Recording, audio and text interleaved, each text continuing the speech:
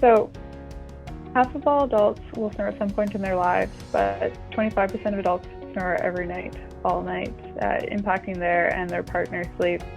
So everyone's familiar with the sound of snoring, but you may not know why it happens. And chronic snoring occurs when the muscles in the upper airway relax and vibrate as your body struggles to breathe.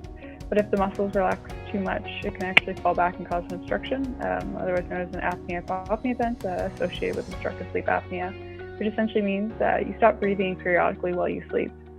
And so there's no gold standard for treating this condition, in which physicians tend to say just try anything, but there's nothing that they actually will rely on and endorse. So at Zennea, we've created a novel wearable that's worn nightly in order to treat this and increase tongue patency to externally reduce airflow restrictions. And so Oliver, my co-founder, and I, we started through the Tech Entrepreneurship program. That was really our starting point, where we then got picked up by SOSV Tech's Hardware Accelerator, Johnson & Johnson's JLabs, and most recently Google's Female Founder Program. We've started our first clinical trial in September, where we've had over 400 people reach out to sign up, and we're actually nearing the end of completing that first study later this quarter. And so we're a small team of 6, but we're looking to grow over the next year. And yeah, so it's been quite the journey developing this product, and we still have a ways to go, but it's been a really exciting journey. Well, I got started in entrepreneurship through being a teaching assistant at SFU. I started working with the entrepreneurship classes because I enjoy problem solving, and I wanted to spend a bit more time learning about how people approach problems and how you can really identify pain points. And so I really enjoyed being a teaching assistant and focusing on that. And as the time went on, I ended up joining the Tech Entrepreneurship program at SFU.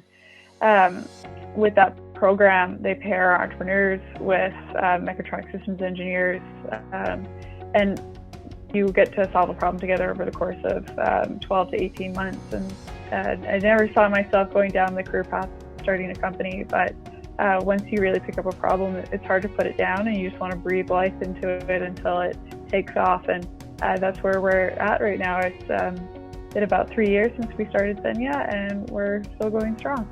So you can't have a startup or found a company without taking ownership of a few different key activities, one being the problem. You have to own the problem and make sure that you're really understanding the true pain point of what's going to motivate people to purchase your product, and then you essentially just design your product around that pain point. So taking ownership of the problem is a really important aspect of founding a company. The second being your team. You can't do it alone. There's a reason why solo founders tend to not succeed.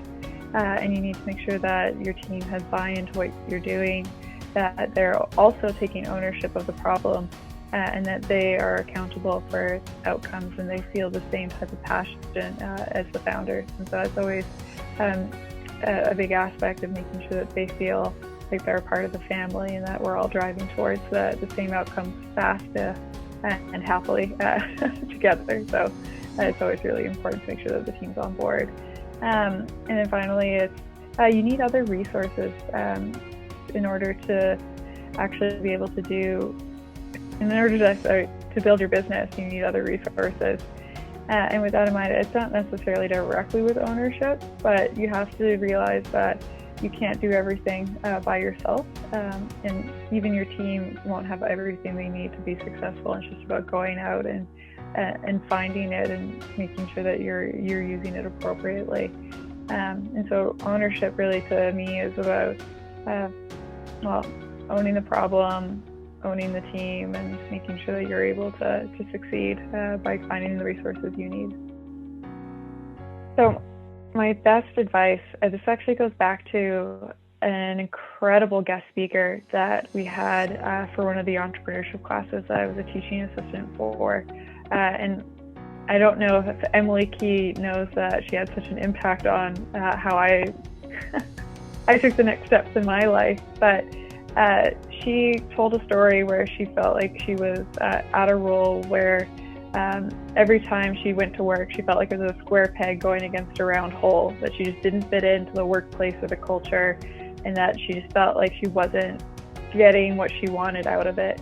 And with that, she actually also recommended a great book that I'm actually blanking on the name of at this moment, which makes the story a little less impactful. Mindset. There we go. The book is called Mindset, and I recommend everyone this book because if you can take away the square peg, round hole effect and work for a company that you feel supported in and allows you to take ownership of your work and understand where the impact of your work lies, then you can focus your mindset on getting the most out of the work that you're doing. And so it's a more collaborative environment that actually engages all levels, whether you're a manager or an employee, and you're able to actually really engage and get the most out of what you're doing.